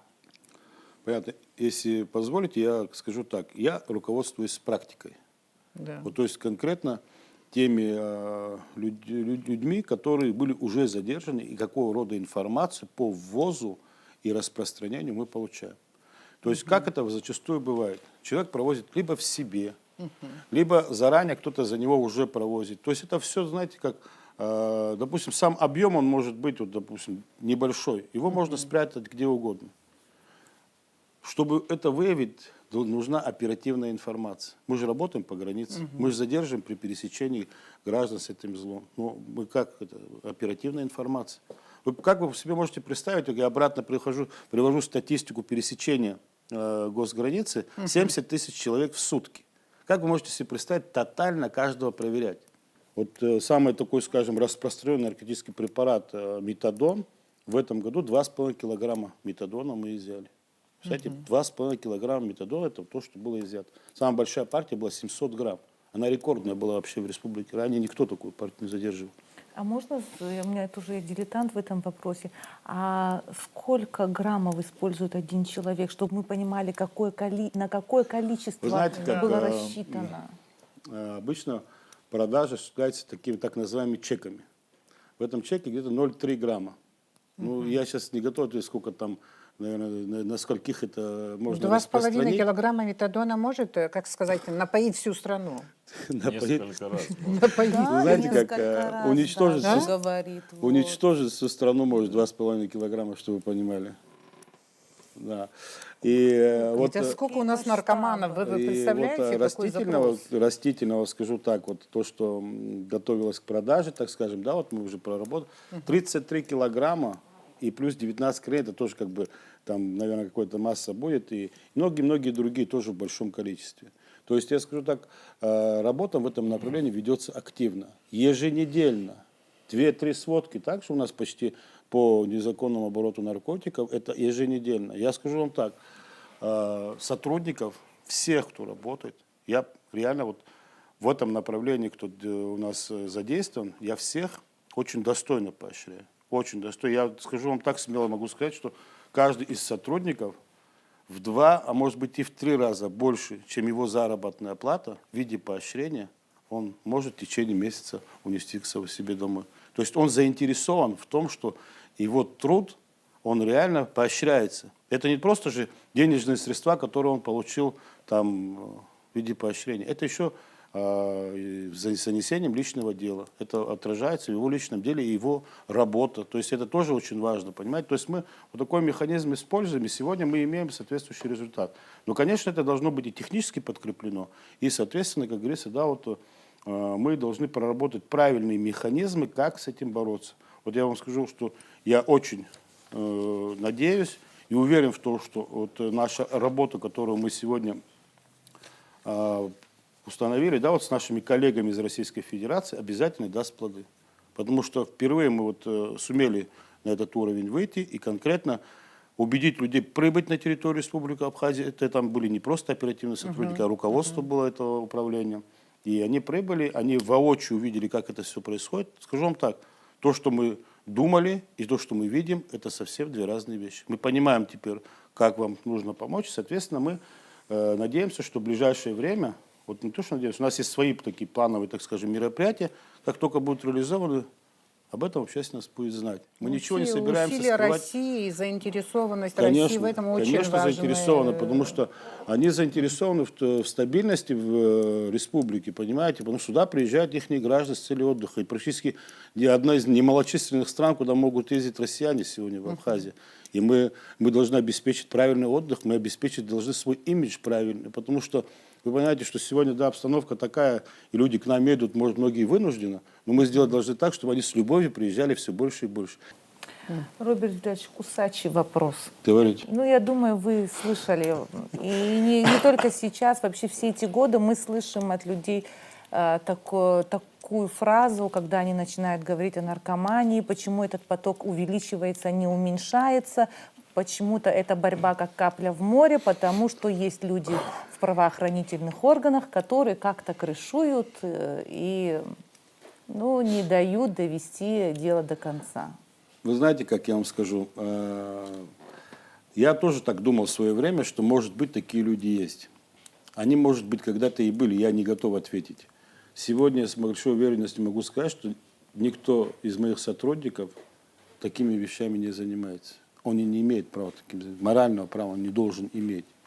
Вы знаете, у нас очень хорошо работает отдел собственной безопасности, который именно нацелен на выявление такого рода сотрудников. И все прекрасно знают, что ни одного еще безнаказанного я никогда не оставлял. Особенно если это связано с таким рода поощрениями, да, вот таких деяний. Этот человек может, знаете, в прямом смысле порочить честь и достоинство офицера внутренних дел. До любого органа, какого бы он ни, где бы это ни было, любой структуры, в которой бы кто-то человек не служил, я считаю, что он должен в первую очередь не поощрять те преступления, с которыми должен бороться. Я таких на самом деле не знаю, может быть, это громогласно будет звучать, но в случае выявления будут соответствующим образом наказаны. Я таких не знаю. Есть такой польский мыслитель, я очень люблю все его читать и цитировать, Станислав Лец. Мне очень понравилось, что он сказал по поводу вот того, что мы сегодня обсуждаем. Он говорит, что каким надо быть богатым государством для того, чтобы позволить себе, я не очень точно его цитирую, но смысл передаю, богатым государством, чтобы позволить себе половину страны сформировать, из половины страны сформировать милицию, а из другой половины, значит, другую половину содержать в тюрьме. Каким надо быть богатым государством? Кстати говоря, ни разу мы не обсуждали вопрос о том, поскольку обходится содержание тюрьмы. Ну, в народе мы называем тюрьмой, да. Вот этот вопрос мы не обсуждали. И еще вот эти из конкретики хотелось бы от вас услышать. Численность сотрудников милиции по Абхазии, численность заключенных. И давайте будем отталкиваться отсюда. Ну, смотрите, у нас численность личного состава Министерства внутренних дел 1400 там, с лишним человек. То есть, 1500 человек. При штате почти 1600. Ну, вот, но сегодня в тюрьме у нас содержится 403 человека. Заключенные, как и в ВВС, МВД, так и СИЗО, МВД Дранда там и в других учреждениях. 403 человека. Из них 124, вот посмотрите, какая цифра, это иностранные граждане. 124. Это немалая сумма, так сказать, количество людей, которые, в принципе, сегодня содержатся в наших местах лишения свободы. Конечно, мы тратим колоссальные деньги на это все, но других у нас возможностей нет.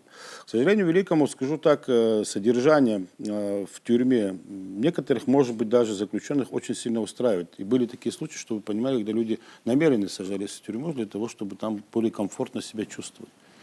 Но над этим нужно очень тщательно поработать. Во-первых, все сегодня, с учетом отсутствия условий содержания, мы не можем сдерживать правильно режим. То есть у каждого при внесении приговора ему определенный режим устанавливается. Мы сегодня этот режим соблюдать не можем, так как у нас соответствующим требованиям не отвечает сегодня наше СИЗО. И с учетом чего, вы знаете о проекте строительства новой тюрьмы, ну, как бы это колоссальнейшие средства, которые должны были быть направлены туда, но пока этот проект у нас на стадии, так скажем, проработки находится, но в ближайшее время мы не видим, что мог бы быть реализован. Но мы сами вот пытаемся сейчас кое-какой проект тоже проработать. уже в рамках самой тюрьмы для того, чтобы вот, как бы разделить этот режим. Понимаете, сегодня многие у нас просто так сидят. Можно там производственные какие-то площадки подготовить, там и многое другое, которое позволило бы людям, сидящим, желающим, там, как говорится, да, вот и заработать, и принести пользу, чтобы было такая. У нас такого рода мы отдел сделали здесь в нашем ИВС МВД для женщин. У нас там сейчас буквально скоро мы запустим кроечный цех, там, допустим, который в первую очередь мы будем, наверное, шить там одежду нашим военнослужащим. Начнем с этого. Потом уже потихонечку будем на какие-то другие этапы переходить. Я считаю, это очень полезно, люди должны чем-то Вообще там о заниматься. строительстве настоящей там тюрьмы, колонии и так далее пока речи нет. Да? Ну, не Речь, она обсуждалась есть, но это проблема? очень большие средства, чтобы Да. вы понимали. Там есть другие понимаю. предложения, я сейчас не хочу пока их озвучивать, есть Хорошо. другие предложения, которые нами прорабатываются, и, соответственно, мы в ближайшее время обратимся в адрес руководства страны для того, чтобы как-то, если получим понимание, скорее всего, получим, потому что президент периодически ставит вопрос о том, что, как обстоят дела, и предложения просит с нашей стороны по решению насущных вопросов. Так что я думаю, что в ближайшее время что-то мы сможем ему предоставить правильно. То есть как бы есть разные мысли, мы не хотим совершить ошибку, потратить средства ни на что, так скажем. Они должны быть выверены. Если мы планируем потратить средства на что-то, то оно должно быть все взвешено и правильно. Даже в таких условиях, какой порядок внутри тюрьмы, почему периодически появляются разного рода видео из тюрьмы, где мы видим, как роскошно себя чувствуют преступники. Тюрьма ведь все-таки это место для отбывания наказания. Вип-камера, скажем, вип-камера.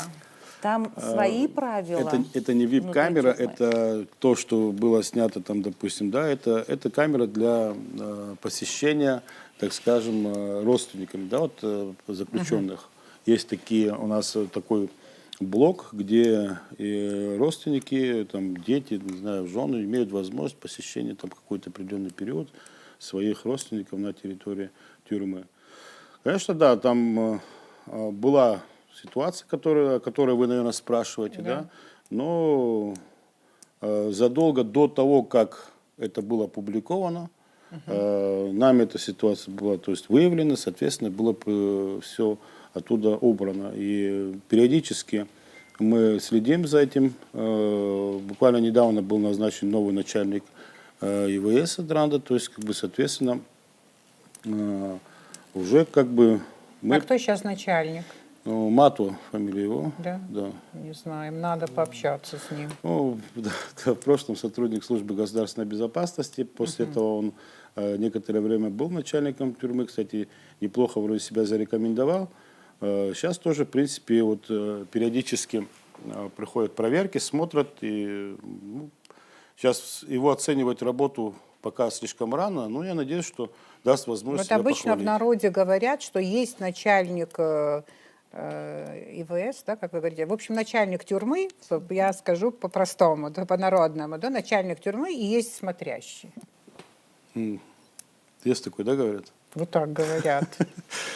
А Мату, он новый начальник, он Дружит какой ли со человек? смотрящим? Да, как у него отношения со смотрящим Вы складываются? знаете, как я такой термин, как смотрящий, не хотел бы применять, потому что для меня такого понятия, как смотрящей тюрьмы, там нет и не должно быть. И как и Не для должно начальника, быть, да. и как и для начальника СИЗО, и так и для нас такого понятия, такого термина не бывает. Его не должно быть. Возможно, среди себя там люди выбирают кого-то лидером. Они его считают, там, может, смотрящим, присматривающим, может, там, не знаю, папа его могут называть, как угодно. Кстати, воры в законе сейчас есть там? Где? В Сидят? тюрьме? Да, там отсидит один вор. Его еще пока не отпустили? Пока нет. Пока нет. Один сидит, да? Само Килиманджаро. понятие, как воры в законе, еще существует, или это все-таки для преступников другого поколения? Ну, вы знаете, Среди молодых тоже это есть? мы хотим, чтобы это понятие было непопулярным вообще. Для этого мы делаем максимальные усилия. Сегодня, знаете, как я считаю, что наша молодежь не должна расти с понятием вообще существования такого, как вор в законе. Да. Да. Ну, вор в законе, так они себя могут называть, это, наверное, преступные какие-то авторитеты. Обратно же говорю, это в какой-то среде своей они являются какими-то лидерами. мы, как правоохранители, их признавать не Нет, имеем конечно, никакого да. права. Мы должны действовать в рамках закона. Кстати, вот если мы уже об этом говорим, нам, конечно, было бы необходимо принять закон по противодействию организованной преступности. И вот тогда такое понятие, как вор в законе, все другое, наверное, бы ушло бы восвояси. Но, к сожалению, в великом мы пока еще понимания не добились. Мы пока еще, хотя этот законопроект уже давно проработан, несколько раз попадал в парламент, но мы результата пока еще не видим. Будет этот законопроект, наверное, скорее всего, нам будет проще работать не только с ворами в законе, это не только их касается, а вообще общество с организованной преступностью. По разным причинам человек может попасть в тюрьму. Кто-то совершил умышленное жестокое убийство, а кто-то, может, попал в такую историю, ну, для самозащиты или, может быть, Элементарного ДТП. да, не такая тяжелая статья. Но условия содержания у них одинаковые, они сидят в одной камере. Вот о чем идет и речь, Анна. Смотрите, здесь вот как бы мы об этом же и говорим. Есть различные категории, разная категория, так скажем, преступников. То есть есть люди, которые живут этой идеологией, так скажем, совершают намеренно преступления, организованно совершают. А есть люди, которые попали даже, можно сказать, в несчастный случай. В том числе, вот, допустим, человек ехал, попал в ДТП со смертельным исходом, он совершил преступление, так сказать, я обязан его посадить в тюрьму, допустим. Да, вот тут если суд вынес решение, по закону он может вынести решение об заключении под стражу, и он попадает в тюрьму. Обычный гражданин, который никакого отношения к преступному миру ни к чему не имеет. И многие другие преступления, даже совершенные на бытовом уровне. Кстати, совершил в порыве, там что-то сделал. Но попадают в среду преступников. Вот у меня сегодня, как у руководителя ведомства, нет возможности эти категории разграничить. Они не должны находиться вместе. Вы понимаете, все равно вот этот порядочный гражданин, так скажем, который совершил какое-то преступление по неумышленным, так скажем, мотивам, и он сел в тюрьму, он заражается от того. Он в любом случае будет заражаться, потому что влияние преступника, оно гораздо больше, чем обычного гражданина. Вы же понимаете, что зло, оно всегда как бы больше так назойливо. Почему у нас сорняк растет везде на улице? Почему какие-то культуры у нас на полях не растут? Потому что за ними надо ухаживать, за культурой. А сорняк, он на то и сорняк. И он очень быстро распространяется. И он Интересное вредит. сравнение. Интересно. Я говорю как есть. Я всегда говорю открыто, я говорю всегда достаточно смело, может быть, для некоторых. А так должно быть. Каждый из нас должен говорить то, что думает и считает правильным довести до нашего общества. А по-другому я не могу назвать тех людей, которые вредят нашему обществу.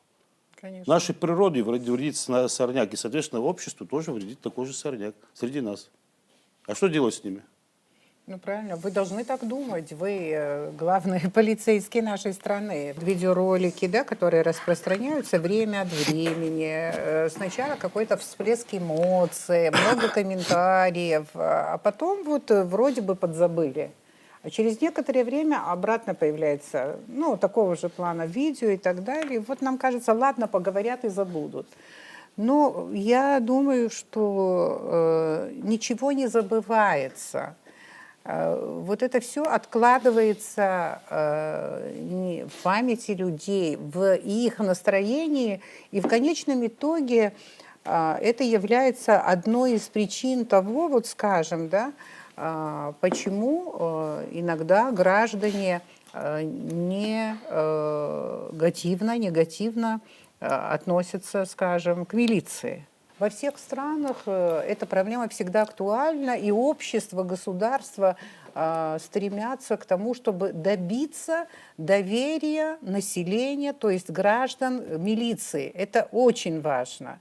Но я думаю, что вот все, что вы делаете, вот и задачи, которые формулируете, в конечном итоге целью должно быть это, потому что мне кажется, что для вас это важно, как вот для нас вот важно. Для нас важно, как нашу телевизионную продукцию воспринимает зритель, да? Кто-то нас любит, кто-то не любит, кто-то считает, что мы объективны, кто-то считает, что мы не объективны и так далее. Разные говорят, и любят, и ненавидят, и всякое бывает. Правда же? Такого всеобщего благоденствия никогда не бывает, и всеобщей любви тоже, понятно. Но в целом вот мы понимаем, что вот у нас есть на что опереться, какое-то общее понимание все равно есть, а без этого очень трудно работать. Если позволите, смотрите, ну вот если обратили внимание, вот практически все то, что делает милиция, сегодня мы показываем нашим гражданам. Мы обеспечили правильную медийность сегодня, это Министерство внутренних дел, и мы стараемся реагировать на все проявления, которые будут будоражить общество.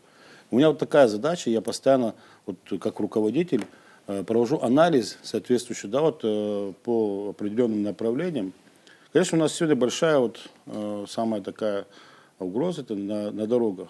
Мы постоянно показываем, что милиция, она на дорогах. Любые преступления, вообще предупредительные какие-то передачи. Мы много-много делаем. Начали работать с детьми, вы видели, да, вот и многое другое. То есть сегодня милиция открыта, информационно открыто мы показываем все, что делает милиция. Мы хотим, чтобы наше общество видело, что этот орган внутренних дел в республике работает во благо наших граждан. Я вам еще раз хочу сказать, что для меня самая главная задача – это поднятие имиджа сотрудников органов внутренних дел и поднятие уровня доверия со стороны граждан в адрес сотрудников, потому что если не будет этой составляющей, вот это, как говорится, связной, как говорится, составляющей у нас не будет, то никогда у нас навести порядок в стране не получится. Возвращаясь к вопросу Анны, когда она говорит о том, что почему люди не сообщают, а потому что нам не доверяют пока. Но скажу вам так, за последнее время мы видим, что люди начали реагировать гораздо активнее, начали участвовать в общественной, так скажем, да, работе милиционеров. И мы добьемся того, чтобы мы будем думать, какие механизмы правильно сегодня придумать, чтобы наше общество нам доверяло. После такой речи не могу не обратиться с просьбой по поводу тюрьмы.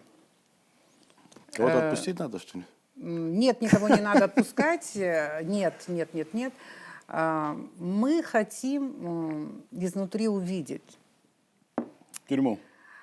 Мы хотим увидеть этих людей. Мы хотим пообщаться. Мы хотим поработать. Это возможно? Так. Конечно, возможно. Я вам скажу следующее. Вполне это возможно. Давайте мы проработаем тематику правильно. Вы скажете, что вам необходимо, да, вот какого скажу, рода передача она будет. Соответственно, мы готовы вам помочь. Знаете, как у нас мы ни от кого ничего не скрываем. Наоборот, люди должны увидеть, какие условия сегодня есть. И они должны понимать, почему нам сложно. Мы это готовы объяснить, готовы показать. Так что подумаем, давайте проработаем. Когда просто как бы закрыта тема, да, вообще вот эта зона, она когда закрыта, люди думают, что там что-то несусветное. Вот, и слухов много. Вот давайте потому, мы посмотрим вот потому я вам изнутри. скажу еще раз. Да. Вот сегодня я своей пресс-службе поставил задачу максимально информативность обеспечить наших граждан, чтобы наши граждане не думали, что в МВД происходят какие-то события, о которых мы не знаем. И это против народа. Мы должны показывать все, что мы делаем. Мы общественные люди. Мы работаем для общественности. И от них скрывать что-то не собираемся. Пусть смотрят, какие условия находятся, ну, как говорится, там, куда стремятся наши молодые люди, совершая преступления. Пусть они воочию видят. Многие же-то не видели же. Ну, конечно. Многие там рассказывают, по рассказам каким-то, слышат, что там вроде бы хорошо. Да там ничего не хорошо. Далеко не хорошо. Мы можем показать готовы все краски того, как там хорошо. Мы хотим эту палитру увидеть, очень хотим. Это, я думаю, для нас помощь будет. Многие передумают даже туда ходить. В конце концов, мы не какие-нибудь скандальные блогеры, которые хотят там какую-то информацию о конкретном человеке найти, распространить и так далее. Это исключается. Мы государственный канал. Просто мы хотим изучить вот эту зону, скажем так, некомфорта. Мы вам в этом поможем. Ну, если говорить о взаимоотношении и доверии, да, на самом деле правильные вещи были сказаны. Прежде всего, нам не хватает сегодня доверия населения. Если быть справедливым, и надо быть иногда самокритичным, что, наверное, проблема есть и в нас, почему люди нам не доверяют. Сегодня проводится большая работа для того, чтобы изменить имидж милиционера, изменить его в положительную сторону. Потому что без доверия людей, без взаимопонимания, без открытого диалога с обществом работа милиции она в разы усложняется. И так как основной задачей нашей является это служение обществу нашему, оказание всевозможного содействия и предотвращения пресечения преступлений разного характера, и административных, и уголовных. Мы, конечно, прежде всего видим это в открытом диалоге с обществом для того, чтобы более эффективно и плодотворно решать те задачи, которые перед нами поставлены. Ну, в первую очередь хотелось бы поблагодарить вас за вот этот эфир. Он очень важен, нужен. Я думаю, что население наше должно понимать, с кем оно на самом деле имеет дело. То есть кто их защищает их интересы и обеспечит правопорядок. Я еще раз говорю, что вот то, что сегодня обозначено, да, вот нами в приоритете, в перспективе решения основных задач, так скажем, да, это по имиджевой стороне милиции. Мы будем делать все необходимое для того, чтобы довести до определенного уровня. Конечно же, я говорил о техническом составляющей здесь тоже. Поэтапно будет внедряться это все. Наверное, по истечении какого-то времени мы очередной раз здесь с вами встретимся, и уже все планы, которые мы сегодня обсуждали, да, вот у нас, я думаю, по реализации их, надеюсь, мы сможем похвалиться и сказать, что у нас есть хороший результат благодаря тому, что мы это сделали. В завершение я хочу обратиться к Анне. Раньше этого не делали, но вы видели, вначале я обращалась к ней, а сейчас она не знает о чем, потому что я свои шпаргалки ей не показывала.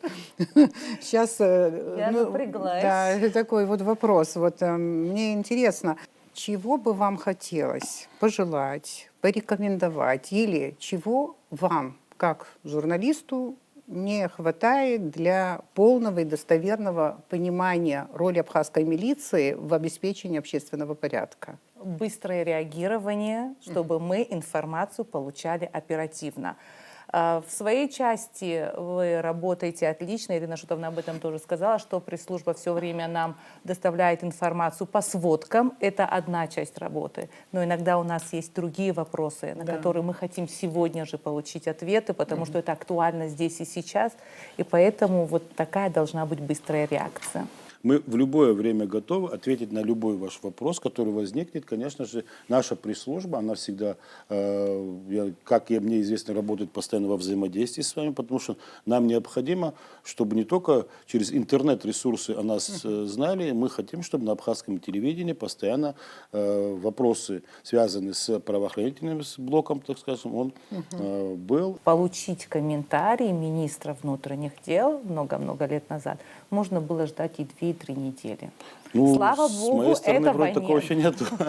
Нет. Для достижения большего доверия народа, да, вот населения, о котором вы говорите и к которому вы стремитесь, это уже хорошо. Если бы вы считали, что мы достигли, все у нас хорошо, это было бы неверно, конечно, да. Вот для этого хотелось бы большей прозрачности. Это очень важно.